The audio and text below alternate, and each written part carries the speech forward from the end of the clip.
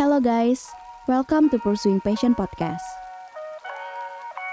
Pursuing Passion Podcast merupakan konten kolaborasi antara 1% dengan Purwadika, salah satu pionir lembaga pendidikan Indonesia yang berfokus di bidang teknologi digital. Dalam 5 episode Pursuing Passion Podcast, kita bakal ngobrolin kisah-kisah alumni Purwadika yang berjuang melalui berbagai tantangan dan resiko untuk mengejar passion mereka. Kami ingin kamu untuk bisa mendapatkan insight baru dan termotivasi agar tidak menyerah dalam mengejar passion yang kamu miliki. Episode lainnya dapat kamu lihat di playlist Pursuing Passion Podcast hanya di YouTube channel 1% Podcast. Enjoy the podcast!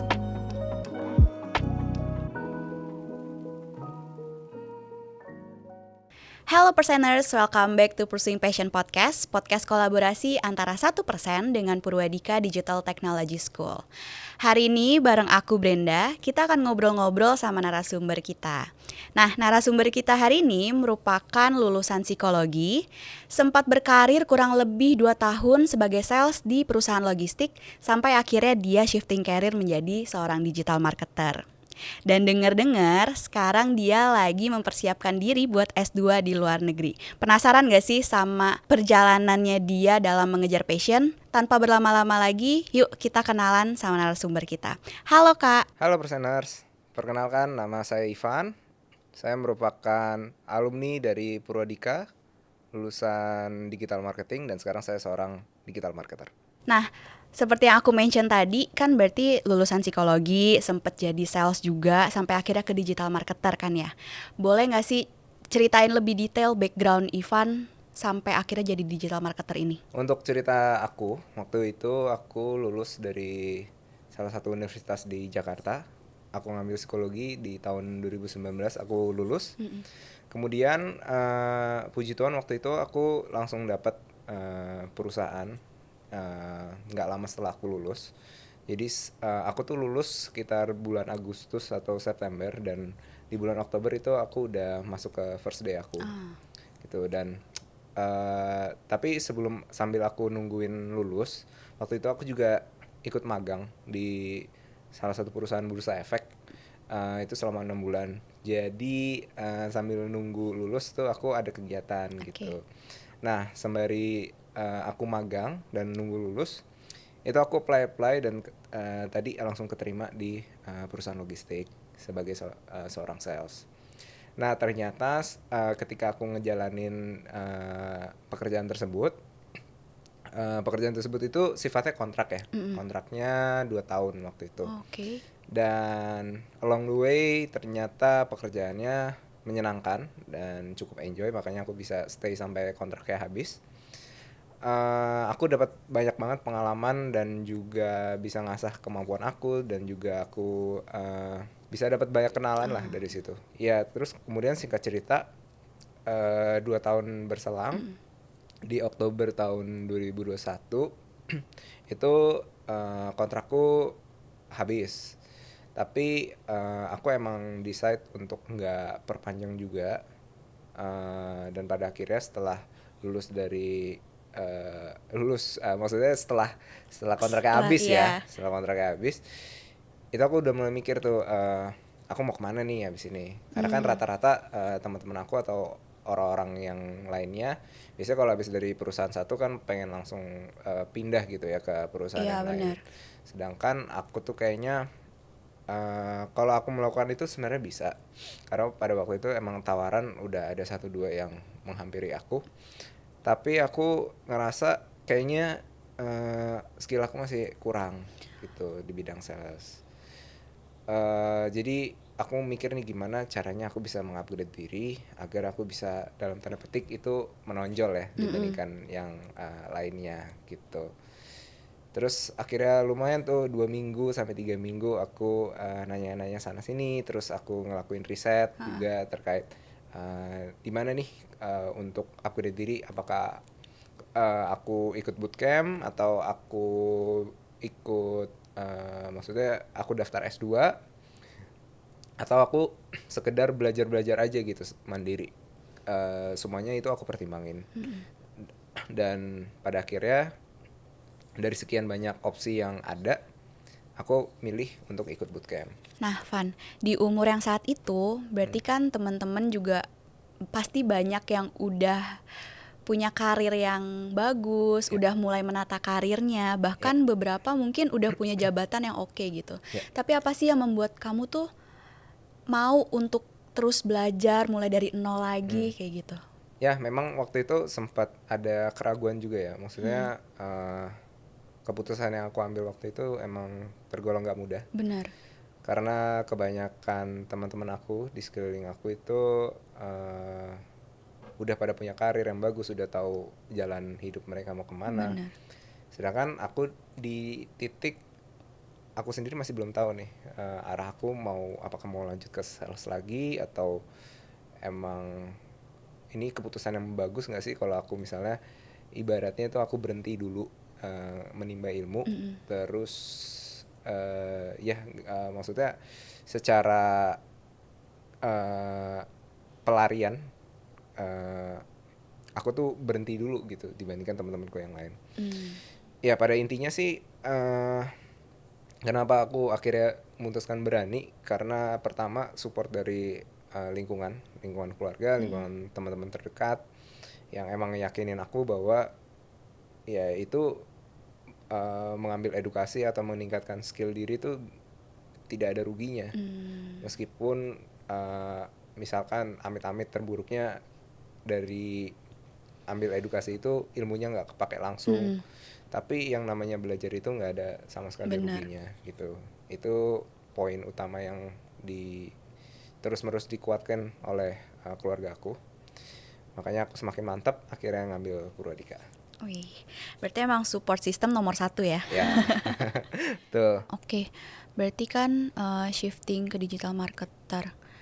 Nah, menurut kamu nih, waktu kerja di bidang kerja yang lama, saat ngejalaninnya itu ngaruh nggak sih ke mental health kamu? Jadi waktu aku ngejalanin pekerjaan aku di logistik itu karena aku emang orang lapangan ya, Iya. karena sales itu kan memang langsung ketemu sama customer. Jadi ya adalah banyak cerita-cerita unik terkait customer yang menyebalkan, yang cukup banyak mau, gitu.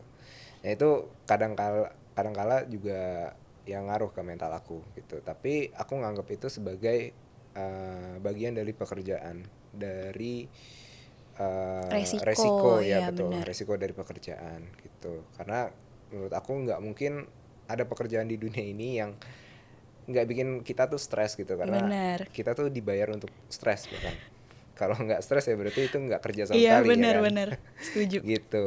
Dan kalau dibilang ngerusak mental health sih untungnya sih enggak ya, karena aku juga nggak terlalu ngambil pusing terlalu lama. Eh, ya lama tuh dalam arti kayak misalnya sebulan 2 bulan belum move on gitu.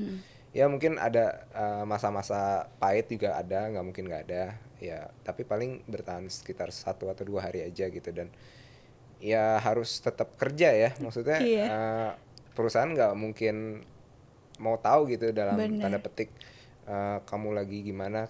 Kita harus profesional gitu di depan customer, di depan bos kita. Ya itu sih yang cukup ngelatih mental aku juga ketika aku kerja 2 tahun. Dan ya untungnya itu cukup berguna ya, maksudnya buat aku sekarang ya, membuat aku sekarang jadi orang yang dibilang tahan banting ya lumayan ya. Lumayan. Gitu. Maksudku aku nggak terlalu musingin terlalu berat lah mengenai hal-hal tersebut gitu. Jadi ya so far mental health aku oke-oke aja sih. Tapi kalau dari yang circle kayak yang tadi kamu mention tuh teman-teman udah karirnya lumayan kayak gitu, ganggu nggak sih?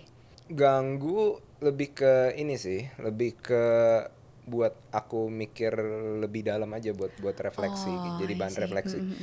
Eh, ya tentu aja kita sebagai manusia secara alamiah melakukan comparison ya, melakukan perbandingan Bener, dengan bener, orang bener. lain gitu. Dan kadang ya membuat kita ngerasa left behind juga kadang kalau ketika ngelihat orang-orang di sekitar kita tuh lebih maju gitu. Tapi kalau aku lebih ngelihatnya ya mungkin sekali 2 kali aku ngerasa down gitu ya. Tapi abis itu aku selalu mikir kayak apa nih yang harus aku lakuin biar aku bisa. Jadi lebih motivasi gitu ya Iya, justru. aku lebih ngeliatnya ke arah situ. Oke. Apa nih yang harus aku lakuin agar aku tuh nggak cuma ngerasa aku itu left behind, terus aku kayaknya jauh di belakang daripada mereka. Jadi aku lebih mikirin kayak solusinya nih apa nih kalau Buat kalau ngejar mereka gitu iya. ya. Oke, berarti tahap pertama kan awareness-nya dulu ya. Benar. Maksudnya aku udah tahu nih aku ngerasa left behind. Terus yang kedua, aku nggak mungkin nih stuck di tahap awareness-nya doang gitu. Apa nih yang harus aku lakuin?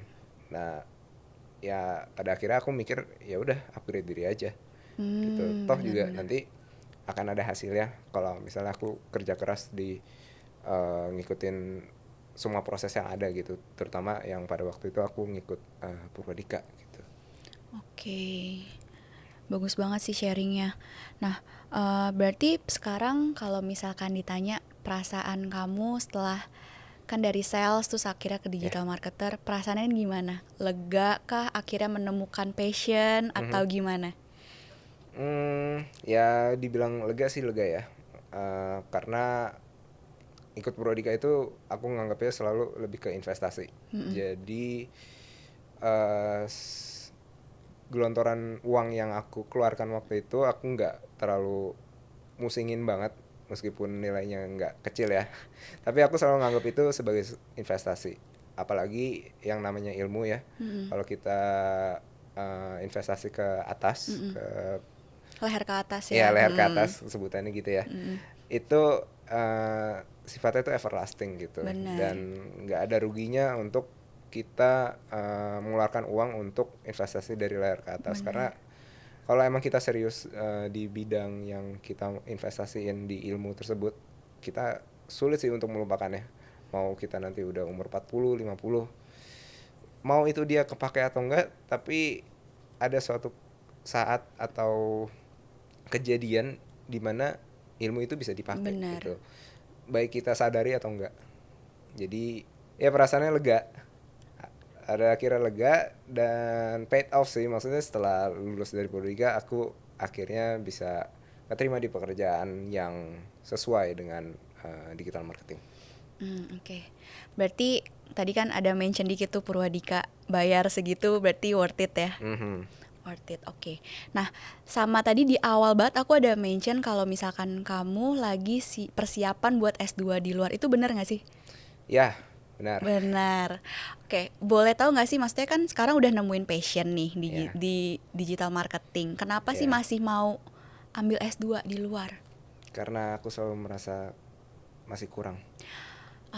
Ya. Sesimpel itu ya, Iya, berarti. aku ngerasa masih kurang. Oke. Tapi persiapan lancar ya berarti ya? Persiapannya puji Tuhan lancar. Puji Tuhan. Puji Tuhan lancar. Oke, ke pertanyaan selanjutnya.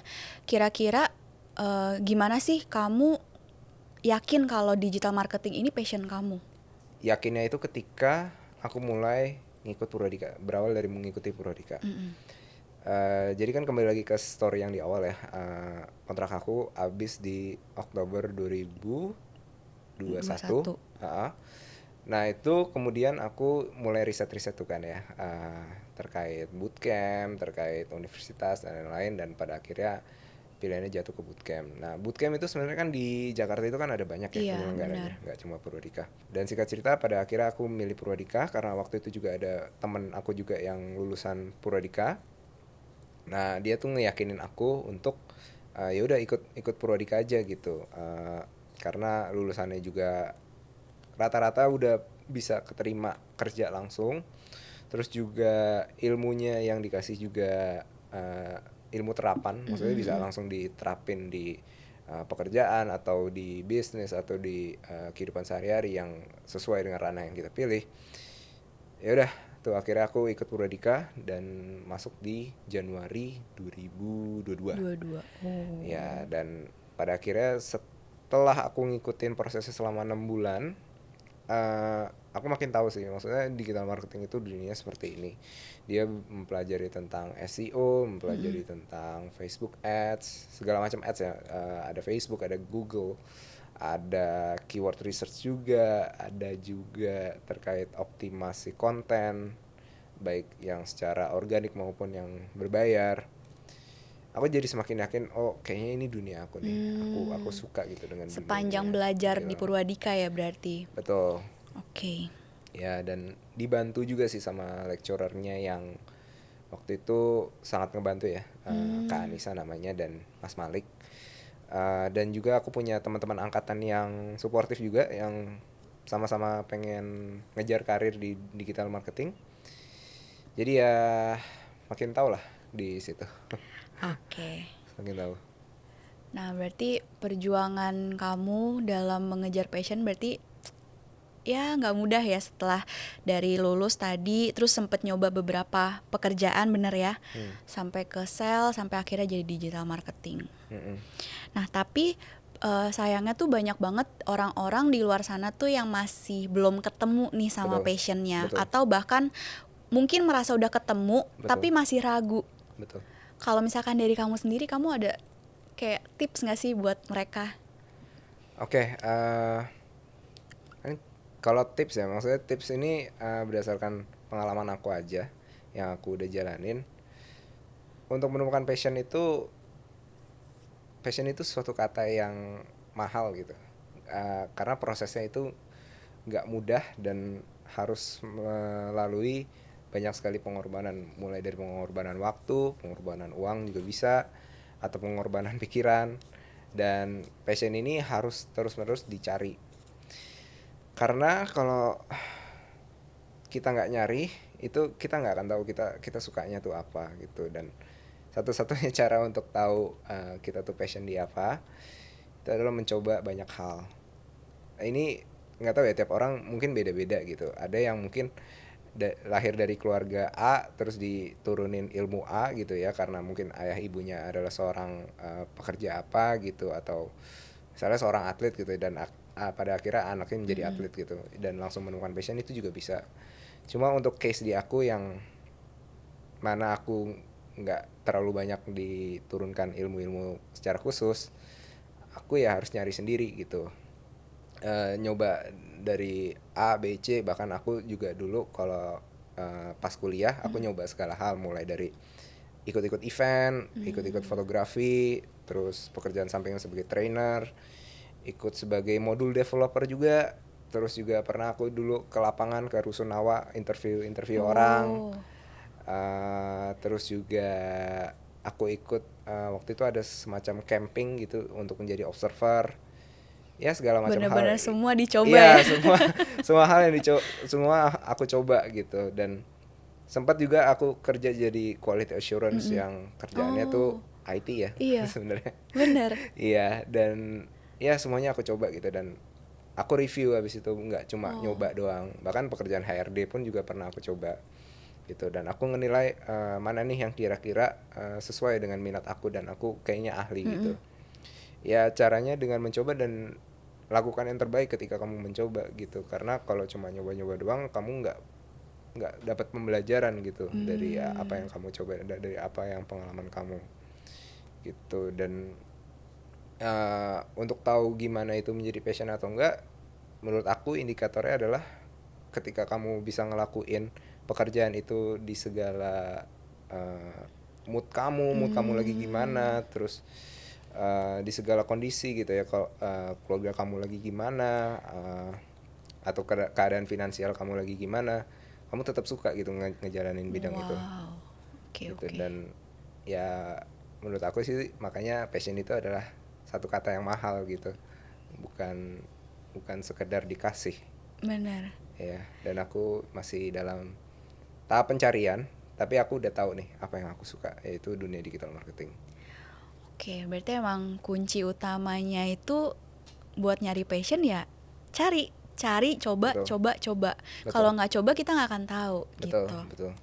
Dan yang perlu digaris bawah, kalau kamu udah nyoba segala macam hal dan kamu masih belum ketemu-temu juga ya, jangan juga kamu nganggep kalau diri kamu ya kasarnya gagal gitu. Karena kan ya namanya juga, judul kita juga pursuing passion ya, namanya juga pursuing kan, ya nggak ada habisnya gitu. Bener. Tetap aja dikejar, tetap aja mengeksplorasi diri kamu sukanya di mana. Dan ketika kamu udah tahu nih kamu sukanya di mana, ya kamu harus tekun di bidang itu, karena uh, kamu akan kalah sih sama orang yang tekun di suatu Bener. bidang gitu. Tapi aku ada pertanyaan, berarti kalau misalkan aku udah nyoba sebuah bidang gitu, dan di tengah perjalanan tuh aku ngerasa kayaknya ini bukan passion aku deh. Padahal di awal tuh aku udah pede banget kalau Betul. ini tuh passion. Betul. Tapi di tengah-tengah tuh aku ngerasa ini bukan passion aku. Itu wajar nggak sih? Maksudnya gimana menurut kamu? Ya menurut aku nggak ada masalah juga ya. Meskipun kita udah yakin akan suatu bidang, kita tuh sukanya apa, dan misalnya pada akhirnya kita mengalami suatu kendala dan Iya. kita mau shifting karir lagi, mau banting setir lagi kasarnya gitu ya, nggak masalah juga, karena ya kenapa nggak. Selama ada kesempatan yang bagus di tempat lain dan ternyata kamu toh lebih ahli Iya. gitu ya, ya nggak masalah juga, karena kan di dunia sekarang pun juga segala macam pekerjaan itu kan juga berubah terus menerus ya. Bener. Masa kita juga Ngestak di jadi situ. orang yang stuck gitu. Ya kayak misalnya konten-konten seperti ini, podcast ini 10 atau 15 tahun yang lalu mungkin belum ada kan yang Bener. semacam ini, dan bahkan sekarang udah ada loh podcaster profesional yang dibayar secara profesional gitu. Berarti dari cerita tadi, kamu kan masih mengejar passion nih, tapi bedanya kamu udah tahu arahnya itu ke Betul. digital marketing. Berarti yang tadi S2 itu apakah ke digital marketing juga rencananya? Ya, tentu aja. Jadi kalau mau spill dikit ya, meskipun nggak semuanya. Boleh. Jadi rencana S2 aku emang mau di luar negeri. Dan specifically jurusan yang mau aku ambil itu dunia marketing juga. Meskipun nanti ada pilihan juga, misalnya mau ngambil bisnis, tapi masih cukup linear lah dengan dunia digital marketing, karena kan misalnya pun aku ngambil bisnis kan ada masih sub ada. jurusannya itu kan bisa mengarah ke digital marketing juga. Bener. Karena ya itu tadi yang mengejar passion itu bisa melalui banyak cara ya. Salah satunya adalah dengan mengikuti perkuliahan atau ngambil edukasi di banyak tempat gitu. Dan ya karena aku senang dengan dunia seperti ini, dunia marketing, jadi ya S2-nya akan ambil sesuai dengan luar biasa loh. Luar biasa, maksudnya di umur segini masih mau S2 gitu. Kadang kan orang udah keenakan cari duit, jadi kayak aduh ngapain belajar lagi. Keren banget sih. Oke, berarti sekarang kita masuk ke pertanyaan terakhir ya. Siap. Boleh gak sih Ivan kasih statement penyemangat buat teman-teman kita di luar sana yang masih berjuang mencari passionnya? Oke. Wah, kata-kata penyemangat ya. Oke, perseners, buat kalian yang masih bingung terkait tujuan hidup kalian mau kemana, masih bingung passion kalian itu apa, masih bingung kamu tuh ahlinya di mana, di bidang apa, mungkin bukan tips ya, lebih ke saran aku adalah jangan pernah capek untuk mencari keahlian kamu itu di mana. Karena menurut aku passion itu adalah sebuah akibat, bukan sebuah sebab. Ketika kamu bisa mencari apa yang kamu ahli, ketika kamu terus-menerus mengulik diri kamu tiap harinya, terus mengembangkan diri kamu, akibatnya adalah kamu bisa menemukan passion kamu. Itu, dan passion itu juga sifatnya bisa berubah-ubah juga loh, dan nggak masalah juga kalau misalnya di 5 tahun ke depan kamu misalnya passion di fotografi gitu, dan ternyata ada suatu kesempatan kamu diajak untuk berenang dan ternyata kamu jago gitu berenang, ya itu juga nggak masalah. Passion bisa berubah sewaktu-waktu, itu juga nggak masalah gitu. Kuncinya adalah cari tahu apa yang kamu bisa dan konsisten terus di bidang tersebut, dan pada akhirnya akibatnya adalah kamu bisa menemukan passion kamu. Wih, keren banget statementnya, keren.